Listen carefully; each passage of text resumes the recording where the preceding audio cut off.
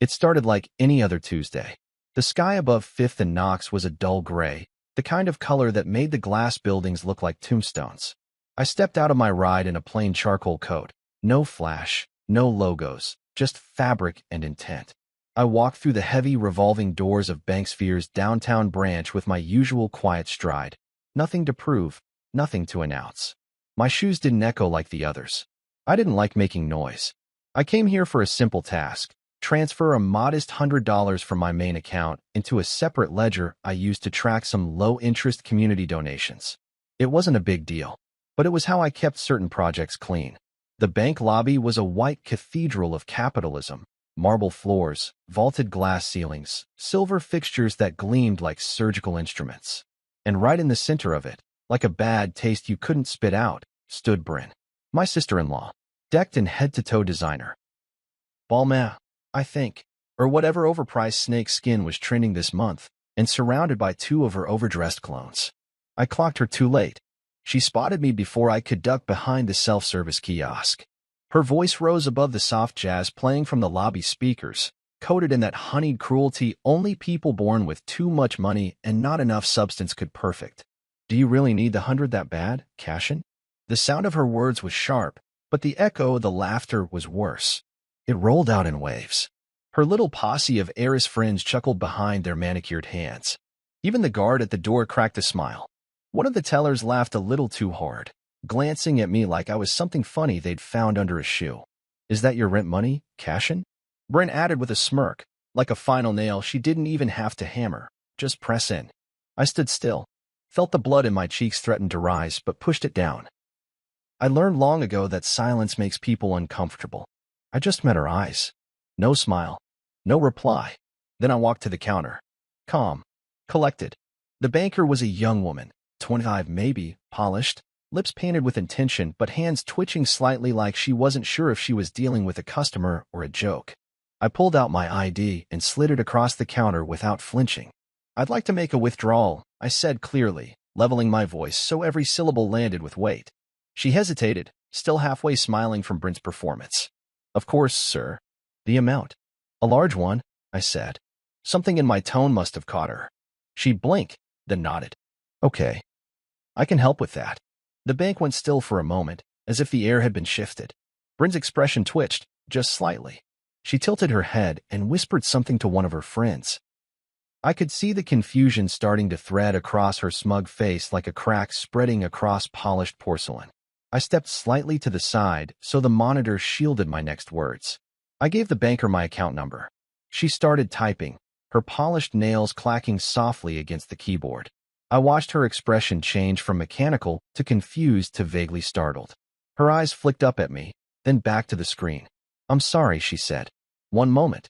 She stood and walked over to her manager, middle-aged, gray suit, thinning hair, the kind of man who usually looked bored and slightly above everything. She whispered to him, and he came back with her, his eyes scanning me like he'd just noticed I existed. Sir, he said, voice suddenly cautious. Can I ask you to verify your authorization code? I nodded and spoke it calmly, then placed my thumb against the scanner when prompted. The screen beeped once, then turned green. The manager stared at the numbers on the screen like he'd just seen a ghost. Or a gold mine. Probably both. He looked at me again, this time without the detached condescension most bankers wear like perfume. This time, he looked at me like a man realizing he might have made a mistake a long time ago. And it had just walked through his lobby. The teller came back to her seat and printed something slowly, carefully. A balance sheet. Her hands trembled slightly now. She passed it to me as if she were handling a holy relic. I didn't look down. Instead, I turned around. Bryn was still watching, but the laughter had died in her throat. Her eyes darted between me and the sheet in my hand. Her smirk had faded, replaced by something else, confusion first, then hesitation, then fear dressed up as curiosity. I took a step closer. Just one. Still laughing. I asked, calm as glass. She didn't respond. Her throat moved like she wanted to swallow something but couldn't. Her friends were suddenly quiet too, shifting their weight from one foot to another, eyes no longer wide with judgment but with caution. I didn't say anything else. Didn't need to. I just folded the slip neatly, tucked it in my coat pocket, and turned back to the banker. Thank you, I said, softly. That will be all. As I walked away, the silence in the room pressed around me like gravity. I didn't raise my voice, didn't point fingers, didn't boast. But something had shifted. Not just in that room. In the story they told themselves about me. The caricature they used to ridicule had walked into their cathedral of status and quietly torn the veil away. Because power doesn't knock. It enters. And when it does, it doesn't need to explain a damn thing. They thought I was poor because I never bragged. That was their first mistake. I've learned over time that people confuse humility with lack. They think silence is the absence of substance and restraint is a symptom of insufficiency. I let them believe that because I never cared to correct them. Until now. That $100 I moved in the bank wasn't survival money. It wasn't even important. It was a bookkeeping entry, just one of hundreds I made each quarter to keep certain philanthropic accounts balanced. But Bryn saw me transfer it and assumed it was all I had. Because that's what people like her do, measure others by how loudly they spend. Bryn had always treated me like the stray Rowan brought home. The pity project with decent cheekbones and good posture. She never could pronounce the name of my fund correctly, even after being corrected 5 times. Miles Ventures, right? She used to say, mock sincere, dragging out the word ventures like it was a bad punchline. To her, I was invisible in the way quiet men with invisible income tend to be in rooms that run on noise and flash. That's fine. That's what I counted on. That day in the bank, I didn't flinch when she laughed. I didn't bite when she mocked me. I didn't even bother to look at the women who cackled beside her like a Greek chorus of shallow cruelty. I let her perform. I let the snickering run its course. Because while Bryn thought she was setting a stage for mockery, she was unknowingly building the theater for her own humiliation. I remember every dinner party where she made me the butt of a joke. Cashin, you're so quiet. I forgot you were even here. Or, oh, you still doing that freelancing thing. She'd smile wide after each jab. Her teeth always just a bit too perfect, her voice just a bit too loud. And Rowan, bless her, would try to laugh it off, smooth it over, squeeze my hand under the table like I needed comfort instead of room. But that bank lobby was different. The air shifted when I said I wanted to make a large withdrawal. Not because I said it loudly, not because I caused a scene, but because something about the way I said it made people realize they'd been looking at me through the wrong lens. When I turned back to Bryn and asked if she was still laughing, I wasn't asking for a response. I already had it. Her silence said more than her mockery ever could. I left the bank with no celebration. Just a folded receipt in my coat pocket and a strange, still kind of satisfaction pooling in my chest. It wasn't revenge. Not yet. But it was the moment I stopped pretending that their opinions mattered, that their rooms defined my worth, that their surnames somehow legitimized what I had built quietly over the years. You see, Rowan's family had always been obsessed with presentation. Even their tragedies were curated. Her mother once delayed announcing her brother's divorce for 3 weeks so it wouldn't overshadow the spring charity gala. That's the kind of people they were. Everything was about appearances, how it looked, how it sounded, how it would be remembered. And I never fit their mold.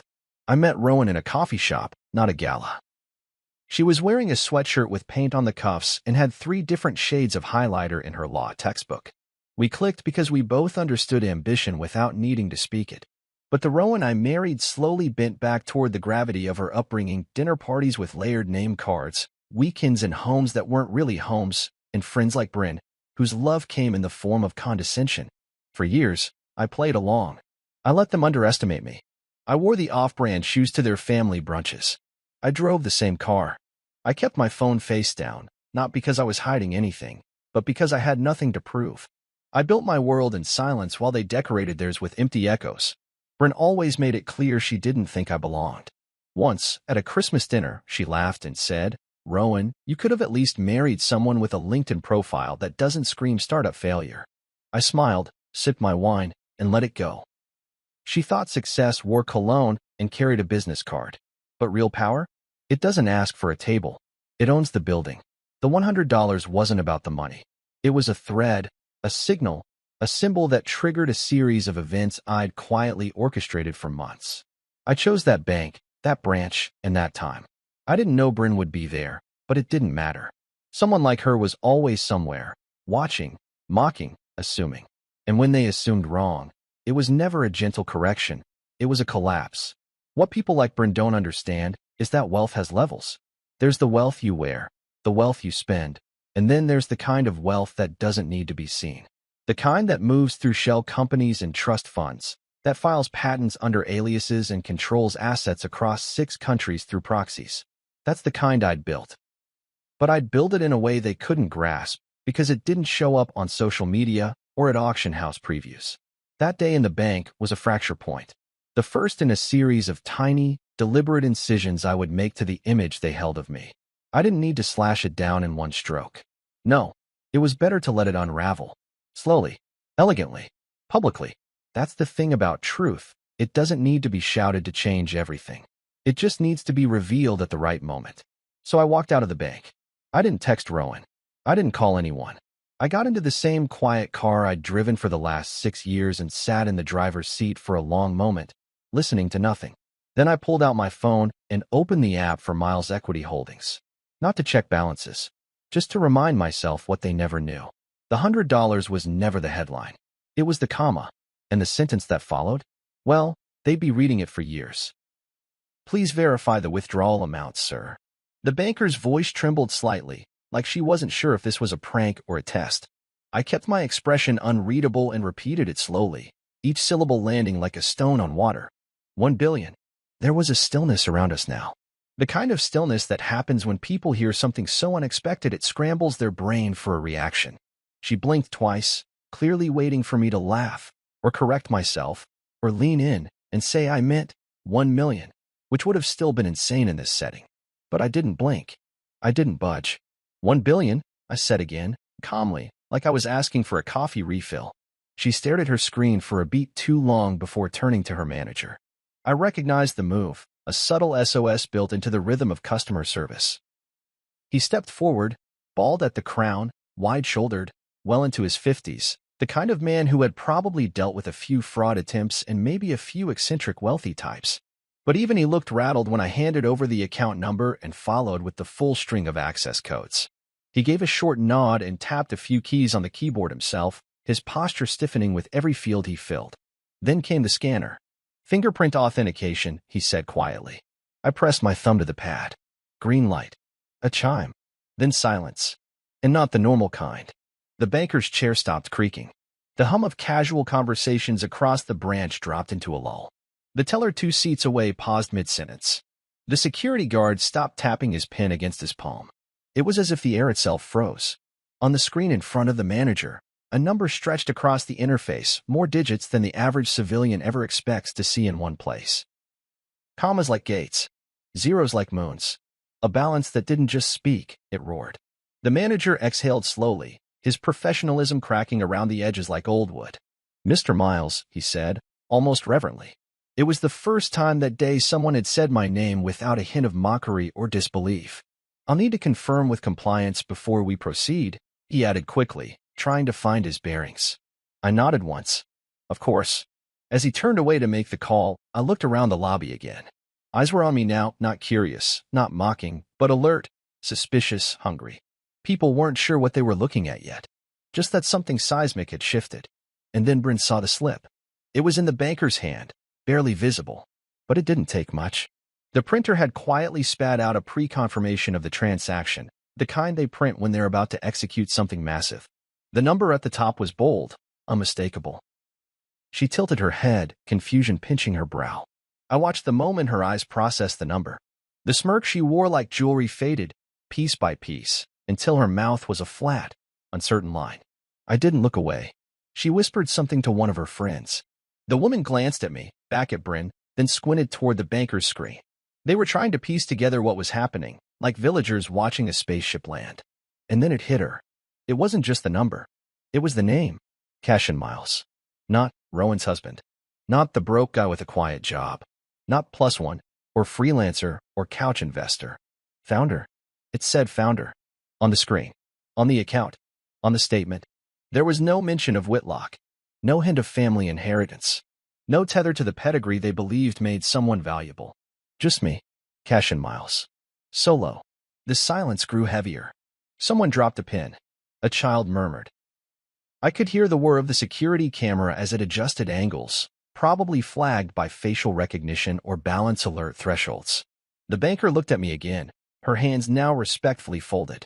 Would you like a printed confirmation of the account title? She asked softly. I smiled, just enough to be polite. Yes, please. She printed it, slid it across the glass with both hands, like it was a document of great ceremonial value. I picked it up slowly. Read the top. Account holder, cash in miles. Title, founder, Verity Quantum Holdings LLC. Balance, $1,087,324,098.42. I folded it once and tucked it into my inner coat pocket. I turned then, deliberately, and met Bryn's eyes. She tried to recover, even in that moment. I watched her face tighten into something that wanted to be indifference, but her lips betrayed her. They trembled slightly. Her friends had gone quiet. The one in the green trench coat began tapping nervously on her phone. I took a few slow steps toward her, not close enough to be threatening, just enough that she had to acknowledge I was in front of her now. I remember what you said last Christmas, I said, my voice soft. Something about how you married up. That I must be grateful someone like Rowan gave me a shot. Bryn's mouth opened slightly. No sound came. I continued. It's strange, though, how someone so sure of their own worth never stopped to ask about mine. Her eyes flicked to the banker, to the security guard, then back to me. You don't have to worry, Bryn, I said. I won't make a scene. I turned and walked away, just as the compliance officer emerged from the side door. He barely glanced at me before motioning the branch manager into a corner conversation. I didn't care what they whispered about. Everything they needed to know was already confirmed. As I exited the bank, the air outside felt different. Crisp. Real. Like it had waited for me to breathe it properly for the first time in years. I didn't need to gloat. I didn't need to post or announce or grab anyone's attention. The bank had cameras. The staff would talk. Word would spread. Whispers would grow. And somewhere in that echo chamber of inherited arrogance and designer assumptions, the truth would bloom like wildfire. The beggar in the lobby was never begging. He was counting. They never asked where I disappeared to after the wedding. That was their second mistake. The first was thinking I had nowhere to go. After Rowan and I got married, there was a brief flash of attention on us, mostly because of her last name. Whitlock. The kind of name that opens doors just by being uttered in the right room. The kind of name that comes with catered brunches, golf course memberships, and weekend homes that sit empty for 9 months of the year.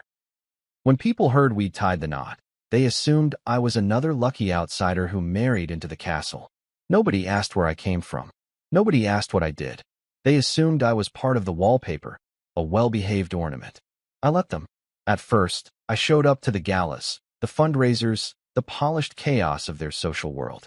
I shook hands with hedge fund ghosts and listened to real estate wives talk about their yoga gurus while sipping wine they didn't know how to pronounce. And I smiled, because I knew something none of them did.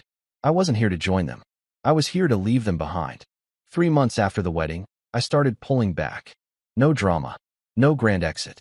Just small things. Stopped RSVPing to charity events. Stopped tagging along to lunches with Rowan's friends. I told her I needed to focus. New project, I said. Nothing serious yet. She kissed my cheek and went back to planning someone's bridal shower. I left the city.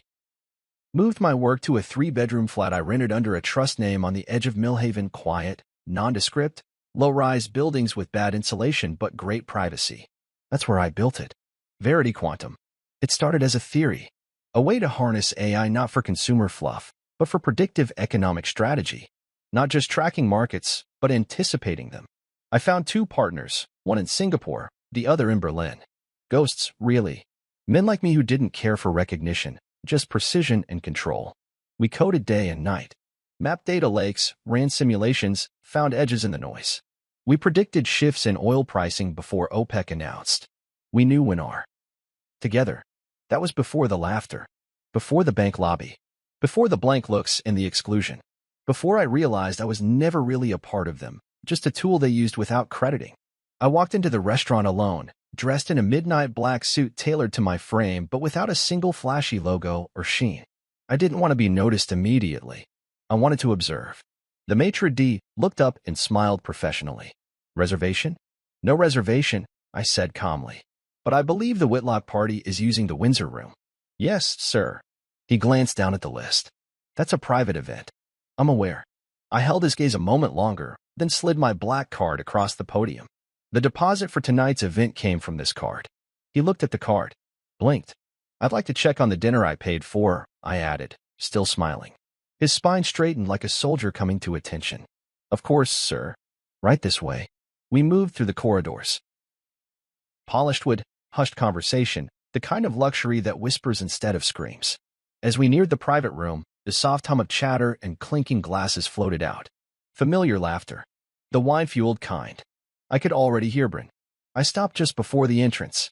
I'll go in alone. He nodded. As you wish. I stepped inside. The room wasn't large, but every inch gleamed. The Whitlocks were masters at spectacle. Long banquet table. Candles. Personalized place cards and looping calligraphy. And seated at the head, like a queen at a coronation, was Rowan's mother, Marjorie Whitlock. Bryn sat on her right, grinning, wrapped in pearls and self-importance. Rowan, on her left, in a silk dress the color of champagne. Not one of them noticed me at first. I took it in. Then the waiter appeared beside me, his tray lined with pink envelopes. He stopped, confused. I tilted my head. Is that for the family? Yes, sir. Final bill. Let me see it. He handed one over. The name on it was mine. Of course. I slipped it out and read the total. I didn't flinch. I knew the number before I walked in. Then I walked to the table. Conversation stalled. Eyes turned. Bryn's mouth froze in mid-laugh. Her wine glass paused just shy of her lips. Rowan blinked. Her mother stared at me as though I'd just crawled out of the earth. Cashin, Marjorie said. Cool. Controlled. Evening. I replied, just as calm. Beautiful venue. Can we help you? Bryn asked, voice sharp, defensive. I didn't look at her yet. I stepped beside Rowan and placed the pink envelope gently on her plate. You left this off the seating chart, I said softly. Rowan looked down at it, confused, then looked at me. That's the bill, I added. For tonight. You all forgot whose name was on the card. No one moved. No one spoke. Bryn's face turned a shade darker. You're making a scene, she muttered. I'm standing, I said. You all made the scene. I just paid for the lights. I let that hang in the air. Then finally, I looked at Bryn. Her face was cracking. Her lips trembled just slightly. I leaned in, just enough for only her to hear. Still laughing. She didn't answer. She stood suddenly too fast and nearly knocked over her chair. Everyone turned to her. But no one followed when she walked out. Not one person. Her silence was heavier than any insult she ever threw at me. Rowan's fingers hovered near the envelope. Why did you come? She asked. To remind you, I said. Remind all of you who's been carrying the weight while you danced. Marjorie cleared her throat. Cashin, this is not the place. No, Marjorie, I cut in gently. This is exactly the place. This is the table I wasn't invited to. The one I paid for. The one you keep setting without my name. I turned to Rowan one last time. Look around, Rowan. Every person here smiled in my face while erasing my name behind my back. I won't fight for a seat anymore. I own the building. You all just rent space. Then I walked out. No theatrics. No slam doors. Just the quiet steps of a man who no longer needed their approval. As I reached the street, the air hit me like relief. Crisp. Clean. Real. Inside, they were still frozen in my absence. And that, more than anything, was the closure I didn't know I needed. The penthouse was quiet when I entered it for the last time. I didn't flip on the lights. I knew every creak in the floorboards, every beam of moonlight that slipped through the glass walls. This place had once felt like a dream, our first real home together, bought after the wedding, filled with designer touches Rowan picked and quiet comforts I added without much discussion. Now, it felt like a museum. Still. Cold. Hollow. It was past midnight. I knew she wouldn't be home until well after 2. Her calendar was always filled with networking cocktails, gallery showings, charity galas that raised money for causes she couldn't pronounce. That gave me time. I walked straight to the kitchen island. White marble, flawless, sterile. The same island where we used to drink coffee on Sundays. Where I once stood, arms around her waist, while she laughed at something meaningless. I used to think love lived in the small spaces, mugs left beside the sink, notes scribbled on napkins. But love, real love, doesn't ignore you at a dinner table. Doesn't erase your presence at family functions. Doesn't sit silently when you're being humiliated in a room you paid to light. And it sure as hell doesn't leave you off a birthday invitation when you funded the entire celebration. I set the box down gently. It wasn't large. Matte black. Heavy. Inside it was everything I hadn't said. First, my wedding band. Platinum, scuffed slightly on the edges from years of wear. I remembered the day I put it on. The vows we wrote ourselves. She cried when I read mine. I didn't. I meant every word too deeply to weep. Then the letter. I had rewritten it 8 times before settling on the version now folded neatly inside. Not emotional. Not dramatic. Just truth shaped like a blade, but sharpened by restraint. And finally, a manila envelope with her name written in my hand. Rowan Miles Whitlock. Inside it, the prenup amendment she signed during a quiet panic 3 years ago, back when Whitlock Interiors was 3 weeks from collapse and the bank was threatening a hostile takeover. I had bailed them out with quiet capital. In exchange, Rowan and I updated our legal agreements just in case. She'd skimmed it, distracted, trusted me, or maybe just didn't care. Clause 11. Addendum C. It granted me full legal ownership of her 40% stake in Whitlock Interiors if the marriage dissolved and I could prove professional neglect or public disparagement. She gave me both, on paper and in person. I didn't need to fight her for anything now. I already had it.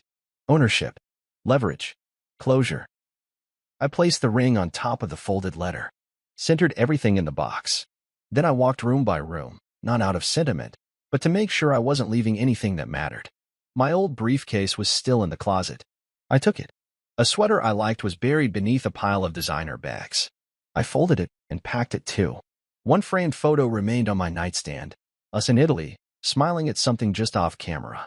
Her hair was windblown, and I looked younger, still trying to believe love could soften the past. I left that photo, let her decide what to do with it. Back in the kitchen, I pulled out a note card from the drawer. Wrote one sentence in my cleanest handwriting. I didn't leave because of the insults. I left because you believed them. I slid it under the box lid, flush with the edge. No need for more. Then I walked out.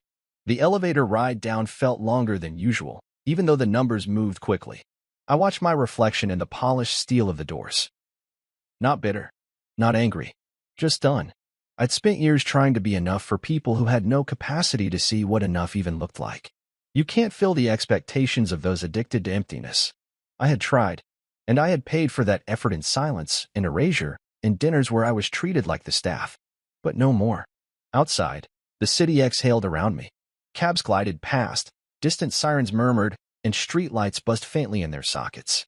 The world kept moving, unaware that a page had turned behind those penthouse windows. I took a cab across town to the apartment I'd signed for 3 weeks earlier, leased under my name. Not a trust, not an alias. Just cash in. 2 bedrooms. Clean lines. A balcony that overlooked the water. It wasn't lavish, but it was mine. Mine in a way nothing shared with Rowan ever truly had been. I set my bag down, poured myself a drink, and sat in the quiet. The kind that doesn't scream loneliness, but offers peace. I didn't sleep.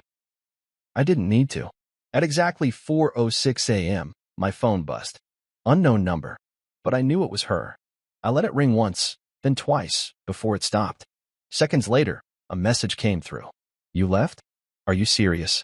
Then another. What is this box? Then a photo of the contents. The ring. The letter. The prenup. Another message. You're being cruel. This is your family. And finally, we can talk. I didn't know you felt like this. I stared at the screen, then flipped the phone over. We'd had years to talk. I'd sat in 1,000 silences hoping she'd ask what I was building, why I seemed so far away, what I needed. But she never asked, because she never thought she had to. In her world, love was given to the loudest, the flashiest, the most convenient. I wasn't any of those things. I was steady, intentional, quiet, until I wasn't. I didn't reply. Some letters are meant to be read too late. Some goodbyes arrived not with slammed doors, but with paper and ink. The next day, headlines would ripple. Major stakeholder assumes control of Whitlock Interiors amid family split. Speculation would swirl, but I wouldn't give an interview. I wouldn't tell anyone my side, because the moment she opened that box, she knew. Not just what she lost, but who I had always been. Cashin. That's the name they whisper now. Not Rowan's husband. Not the quiet one. Not the broke-in-law who married up. Just Cashin. First name only, like an enigma people pretend to have always known. And every time I hear it floating behind closed doors, in boardrooms I no longer attend, on podcasts hosted by analysts scrambling to connect dots they never saw forming, I feel nothing. Not pride. Not revenge. Just clarity. Because the story isn't really about what they did. It's about what I chose to become after they showed me who they were.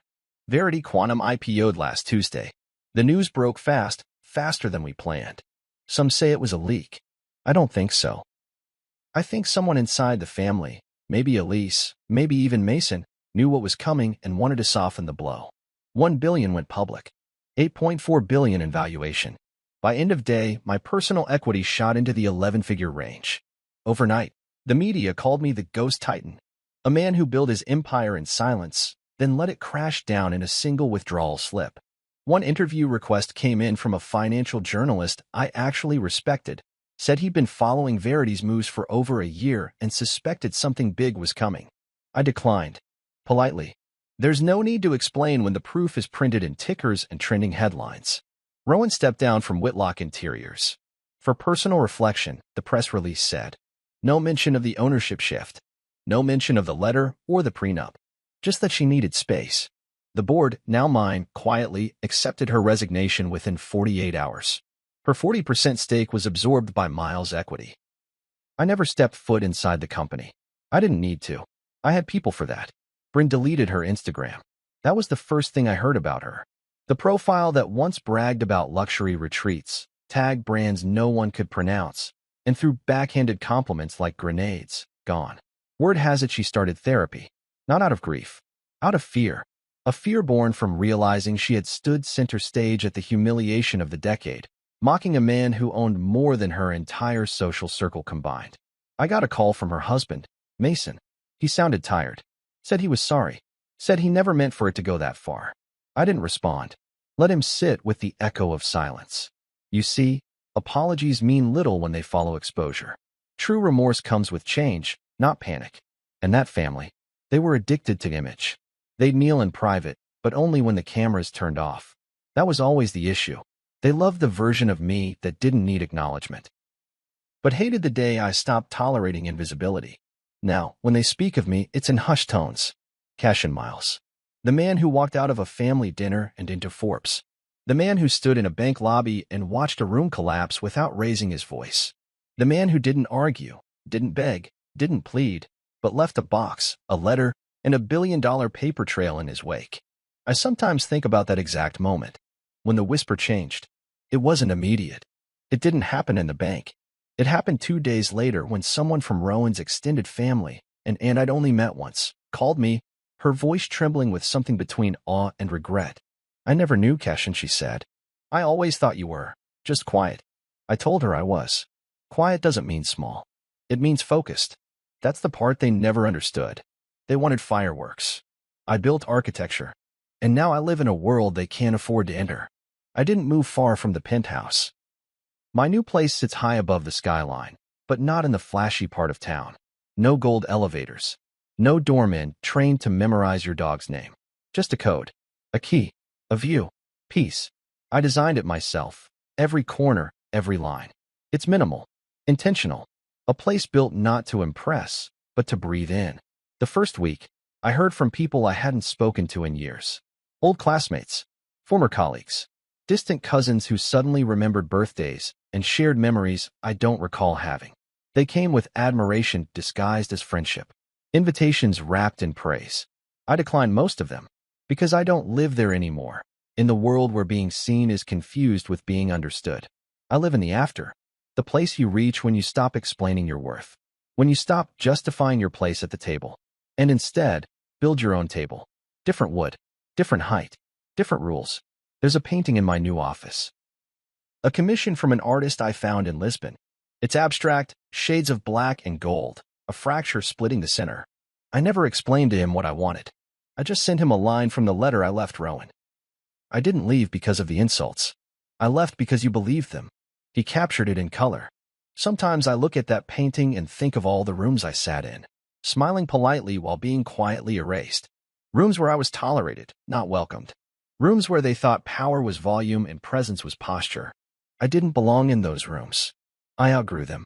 Not in bitterness. In clarity. Because there's a moment, if you're lucky, when you realize the difference between being included and being valued. They included me. They never valued me. So I left. And now? Now they whisper. At fundraisers, they say I might back a new foundation. At board meetings, they mention my name in hypothetical acquisitions. Even the Whitlocks, for all their pride, now tread carefully around any conversation that begins with cashin. They still don't know how much I own. They think the billion was the punchline, but it wasn't. It was the prelude. Because what I built wasn't just wealth. It was autonomy. And autonomy? That's the final freedom. No approval needed. No explanations given. Just presence. And presence, when it comes from a man who once stood in your shadows and now towers above your skyline, is unforgettable. They whisper because they don't dare speak my name too loudly. Because they know what happens when silence stands up and says, without flinching, I was never begging. I was building.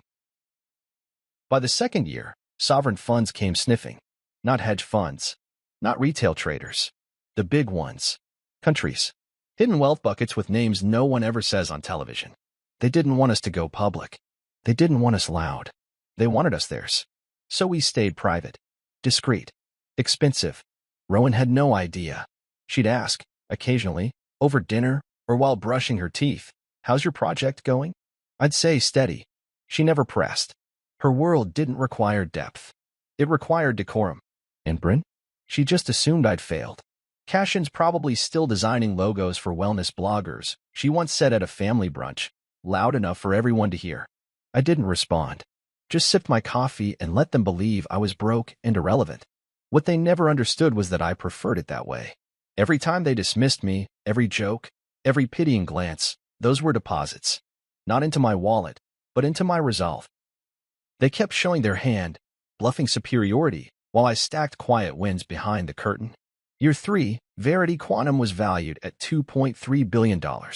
We split control 3 ways, but I retained the master node for domestic holdings. Everything flowed through Miles Equity, a quiet Delaware LLC with offshore backups and fully private custodial accounts. The infrastructure was tight, airtight, because I knew one day I'd need to reveal it, not in pieces, all at once. I bought commercial real estate under pseudonyms, warehouses in Atlanta, office parks in Dallas, server farms in Utah. I never splurged, never upgraded my car, never posted photos. I let them think I was stuck, that I was dependent. In reality, I was patient. The more they pushed me to the side, the more room I had to expand. While they sipped champagne at garden parties, I closed a deal with the Finnish tech consortium. While they mocked crypto over mimosas, I cashed out of Ethereum just before the 4th correction and doubled back into biotech futures the moment the FDA delays lifted. I didn't need applause. I needed leverage. Rowan's mother once looked me straight in the eye and said, Cashin, you're very polite. A good support system for Rowan. Some men aren't meant to lead, and that's okay. I nodded at her, smiled politely, and thought about how she was drinking wine paid for by a dividend I'd issued from a fund she didn't know existed. A fund that owned the land her interior design warehouse was built on. I wasn't offended. I was amused. By year 5, I was done hiding. Not out of ego. Out of necessity. Some things had shifted behind the scenes. Bryn was becoming louder. Meaner. I noticed Rowan started laughing at the jokes instead of defending me. And one night, at a formal dinner, I saw the look. That subtle glance between Bryn and Rowan that said, he's a burden. That was when I knew it was time. The bank visit wasn't a spur-of-the-moment act. It was choreography. I chose that branch because it was their branch, their territory. Bryn always mentioned the class of bank sphere on 5th and Knox. That's why I went there. I knew she'd be there eventually. I just didn't expect her to be there that exact day. But fate? Fate loves irony. I didn't just walk into that bank with numbers. I walked in with history, with proof, with weight. The billion wasn't a show-off.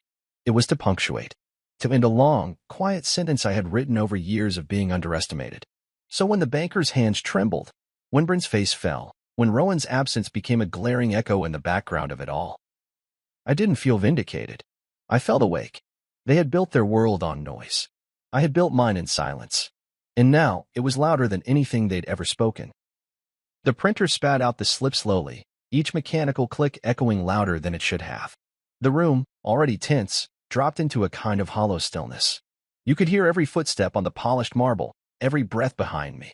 The banker's hands, still trembling despite her professional mask, lifted the slip as if it were something sacred. She didn't speak. She didn't smile. She just slid it across the glass in front of me and stepped back like I might explode. I picked it up. The paper was warm, thin, and humming with weight beyond its physical form. I didn't need to read it. I knew what it said. Still, I let my eyes trail over the words, each one perfectly aligned, bold, and irrefutable. Withdrawal request authorized. $1 billion. Account. Cash and Miles, founder, Verity Quantum Holdings. Cleared balance remaining. $87,324,098.42. The teller's lips parted slightly, like she wanted to ask something but thought better of it. Her eyes shifted from the slip to my face and back again, unsure how to look at me now. And that was when I knew the shift had fully arrived. I signed it. Clean. Sharp strokes. I didn't hesitate or draw it out. Then I slid the slip back across the counter with a small nod. Thank you, I said. Simple. Direct. Then I turned. I didn't need to say anything to Bryn. Not yet. She was already unraveling. She stood frozen near the lounge area, her oversized sunglasses no longer resting coolly on her nose, but dangling from her hand like a lifeline she forgot to let go of. The girl next to her, Kelsey, I think, the one who always posted about her quiet luxury lifestyle, had her mouth open like she was watching a car crash in slow motion. No one said anything. Even the guard by the door had taken a step closer, not out of concern, but curiosity. It wasn't just the number. It was the realization. All this time, they thought I was borrowing space in their world. That I married in to secure a seat at a table I never deserved. That I kept quiet because I was ashamed. But what they didn't understand, what they never even considered, was that silence, when intentional, is not submission. It's strategy. I turned to face Bryn fully now. Not rushed. Not dramatic. Just present. She looked at me like I'd peeled off a mask she didn't know was even there. Her lips parted, then closed again. There was no script for this moment. No witty insult. No polished condescension ready on her tongue. That's when it happened. Her knees gave out. She staggered slightly before her legs folded beneath her, and she dropped to the pristine marble floor, hands catching her just before her designer bag spilled. Her heels clattered. Her pride shattered. The gasp came from someone behind her, maybe one of the bank staff, or her own friend. A man rushed forward to help, but she waved him off and stayed down, panting softly like she'd just run up 10 flights of stairs. She wasn't crying. Not yet. But the look in her eyes, that vacant, stunned helplessness, said it all. It wasn't fear that dropped her. It was realization. Realization that the stories she'd told herself, and others, about me no longer held power. That the image of the broke, forgettable brother-in-law had died on the lobby floor, and in its place stood someone she never imagined she'd have to answer to. I didn't move. I didn't gloat. I just looked at her, the way she'd looked at me for years, like I was something to be studied and dismissed. But now the roles had reversed. Now she was the subject under glass, unraveling in public. I hope you remember this feeling, I said quietly. That was all. Not a threat. Not revenge. Just truth. I turned back toward the exit. The slip of paper still warm in my pocket. The moment still crackling in the air behind me. As I passed the security guard, he gave a small nod. No words. Just the kind of gesture men make when they've seen something worth remembering. I returned the nod, then stepped out into the sunlight. Outside, the city looked the same. Cars passing, phones buzzing, pigeons darting between crumbs. But something inside me had shifted. Not because of the money. The money had always been there. But because the mask they tried to force on me had finally cracked apart in public. They'd always wanted me to perform, smile wider, dress louder, laugh at the right cues. I did none of that. I stood still, and the room froze. Inside that bank, I became something they couldn't laugh at, couldn't dismiss, couldn't reduce. Not because I raised my voice, but because I didn't have to. The paper had done the talking. The numbers had testified. And Bryn, loud, cruel Bryn, had buckled without me laying a finger. I got into my car and sat in silence. I didn't check my phone. I didn't open the banking app. I just stared at the slip again. $1 billion. But it wasn't the money that satisfied me. It was the shift. The sudden, undeniable pivot in their world where Cashin wasn't a name to smirk at anymore. It was a name to remember. A name to whisper. They tried to cut me out like I was a stray thread on their perfect little tapestry. Like I was never meant to be woven into their legacy. But here's the thing about families like Rowan's. They're excellent at curating appearances and terrible at understanding what actually holds their world together. That night, my phone lit up with missed calls, Rowan's number first. Then her mother's. Then Mason, Bryn's husband, the one who once gave me a smug handshake at his New Year's party and told me, just keep treating Rowan right, man. You're lucky to have her.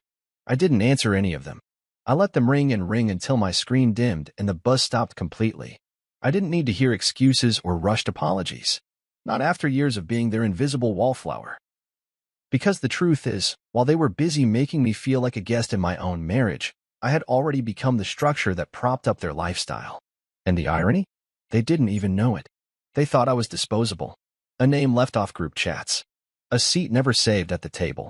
Bryn once told Rowan during a wine-fueled brunch, loud enough for me to hear, that I looked like someone who'd be grateful for a coupon code. I remembered that because of how hard they all laughed. And because Rowan didn't defend me. She looked at me and smiled like I'd understand. Like I get the joke. It wasn't a joke. It was a forecast. They never invited me to family board meetings, even though I held a 17% silent equity stake in the real estate fund the Whitlocks used to finance their vacation properties. They never consulted me when rebranding Whitlock Interiors, even though I was the one who paid the design firm that saved their campaign from complete irrelevance.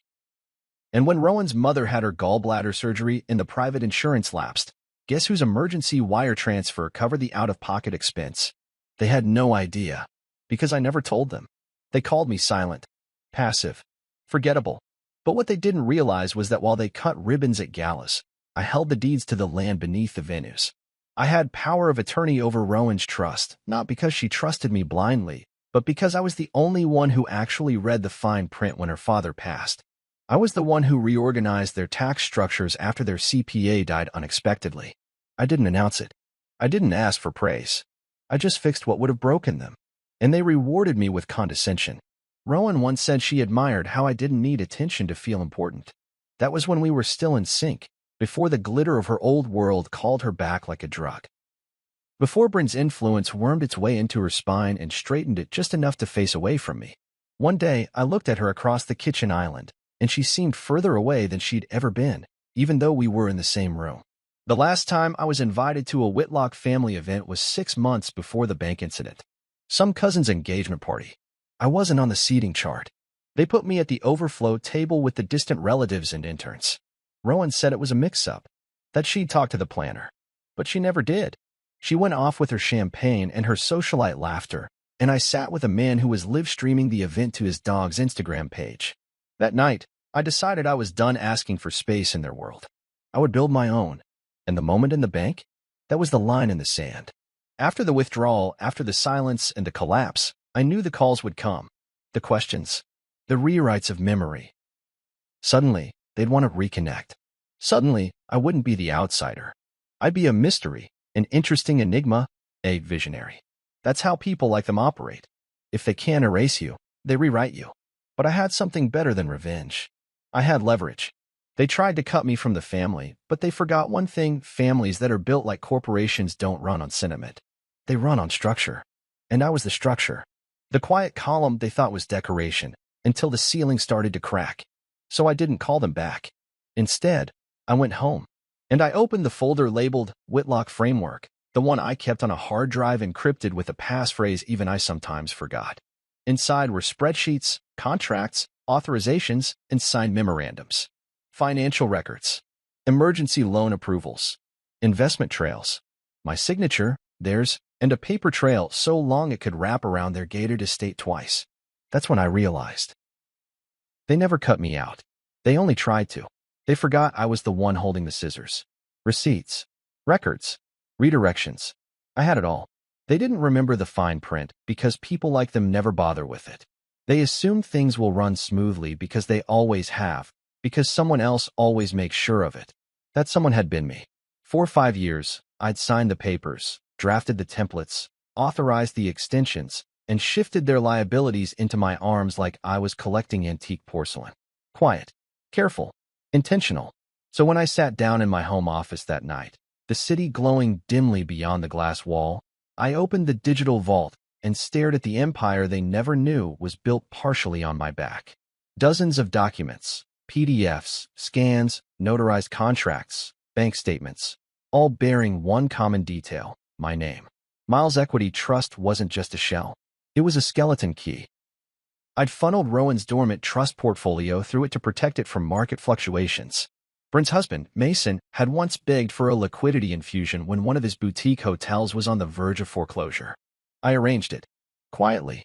An unsecured loan, backed by property I now owned on paper. He'd never read the fine print. He just smiled when the money hit and called me a good guy. A good guy. That was the story they told themselves. That cash-in was reliable, harmless, maybe even desperate for approval. They didn't know I had every favor cataloged, timestamped, signed. I didn't get angry. I didn't fume. I worked. I filed a single Form 966, through the appropriate tax channels to dissolve the umbrella entity that tied my financial holdings to any and all Whitlock family properties. Quiet severance. Then, one by one, I pulled the pins. The joint brokerage account I had with Rowan? Emptied. My half moved into Miles' equity secured wealth fund. The title transfer I co-signed on the Whitlock Lakeview estate? Rescinded with cause, my name wiped, and a lien placed instead under a holding company I controlled. The only thing left in my shared name with Rowan was a 3% ownership stake in Whitlock Interiors, and I was coming for that too. Just not yet. I composed an email. No subject line. No message body. Just a single attachment, a compressed folder named Structure.